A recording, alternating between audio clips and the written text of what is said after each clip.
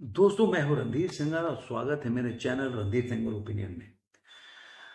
आज के दिन हम चर्चा करेंगे दो घटनाओं पे। पहला महाराष्ट्र से, जैसा कि जानते हैं कि महाराष्ट्र में असेंबली इलेक्शन जो है वो 2 दिन के बाद है। मतलब की 20 तारीख को असेंबली का इलेक्शन का वोटिंग होगा। रिजल्ट आएगा 23 तारीख को, 23 नवंबर को।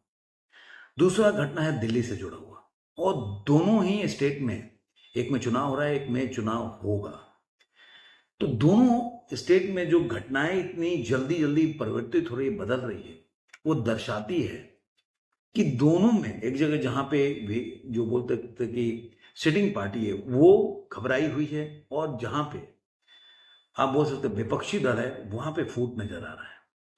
ये दोनों बातें हम इस वीडियो में चर्चा करेंगे।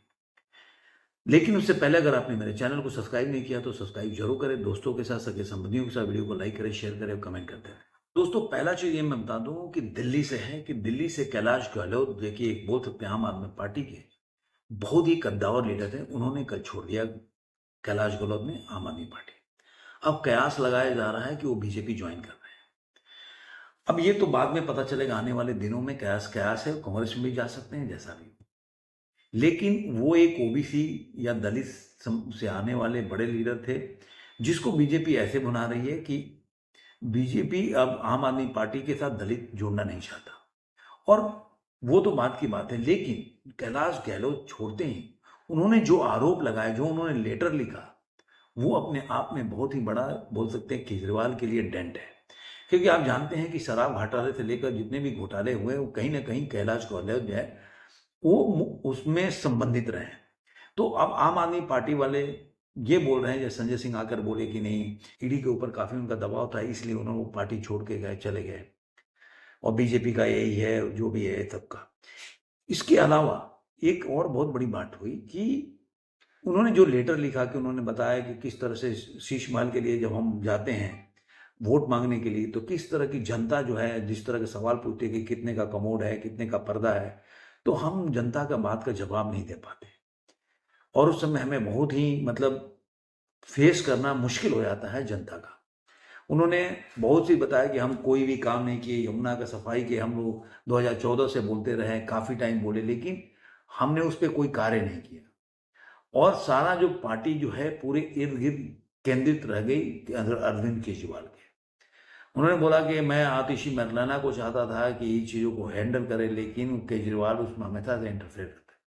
इनडायरेक्टली उन्होंने कैलाश गहलोत का कहना था कि वो केजरीवाल से बिल्कुल सहमत नहीं है। जो उनकी आइडियोलॉजी है, जिस तरह से हमने अपनी जो साख है जनता के बीच में खोया है, वो हमारे लिए बहुत डेंट का काम करता है। इसलिए मैं पार्टी में काम करने में अपने को असमर्थ पा रहा था। अब ये कोई ऐसे लीडर नहीं है कि जो छोड़ के चले गए, आम आदमी पार्टी को कोई फर्क नहीं पड़ेगा, क्योंकि उस कोर ग्रुप में थे जिसमें केजरीवाल के हर चीजों को जानकारी है। चाहे वो शीश महल का हो, शराब घोटाला हो, कोई भी, हर स्कीम के साथ कैलाश गहलोत जो है वो कई कई कंसर्न है, कहीं से जुड़े हुए हैं। तो काफी चीजें जानने हैं, जानते हैं, और आने वाले दिनों में पता चलेगा कि वो कितनी चीजें को उजागर कर सकते हैं। जैसे जैसे दिल्ली का चुनाव करीब होगा, अनाउंसमेंट होगा, उसके बाद देखिएगा ये मामला बहुत ही तूल पकड़ेगा। बीजेपी लोग तो भुना ही रहे। अब जब तक कांग्रेस में शामिल नहीं होते, किसी पार्टी में शामिल नहीं होते, तो कोई भी इसको बैलेंस करके चलेगा।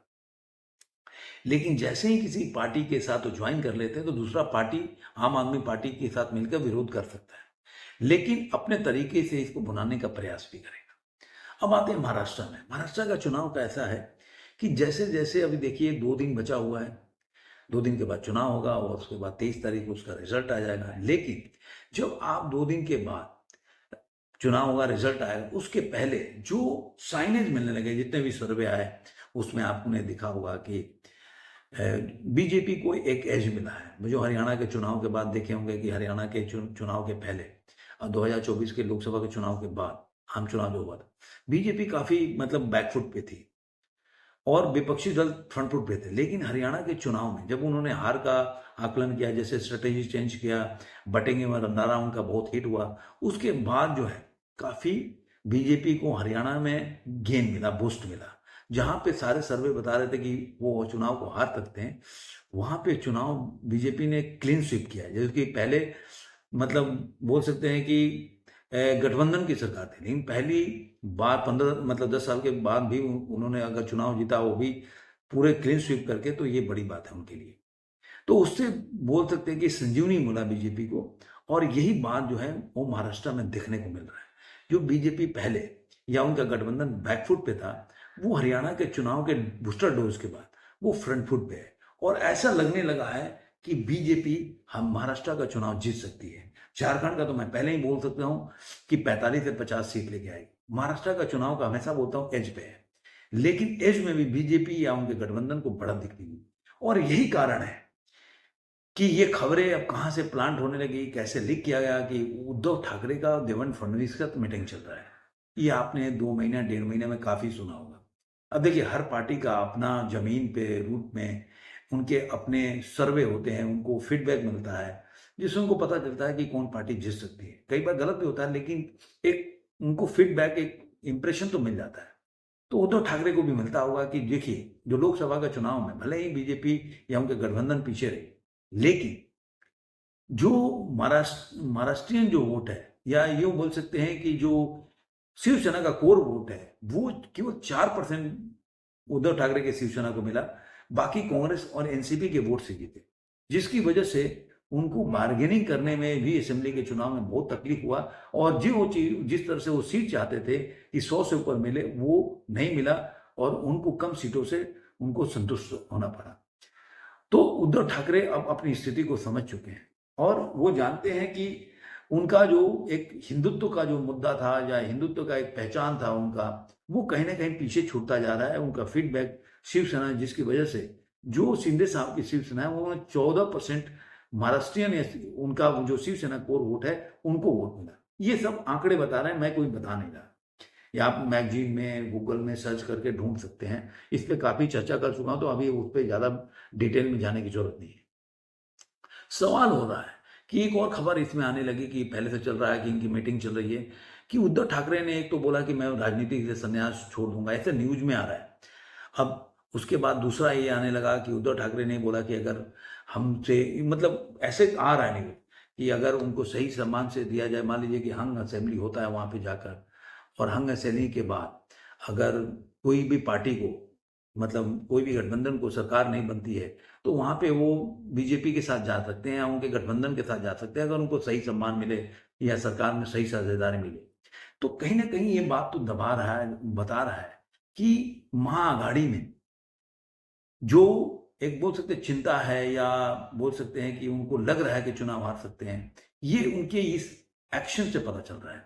राहुल गांधी या उनका कोई भी रैली उतना नहीं हो रहा है जितना कि होना चाहिए।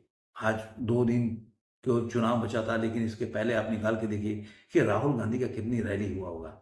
उससे ज्यादा आप देखिए, मोदी जी की भी रैली हो गई, अमित शाह का भी कितनी रैली हो गया। तो उनके जो परिश्रम से पता चलता है कि वो लोग कितना इस चुनाव को जीतने के लिए तत्पर हैं, या अपना जान लगा रहे हैं।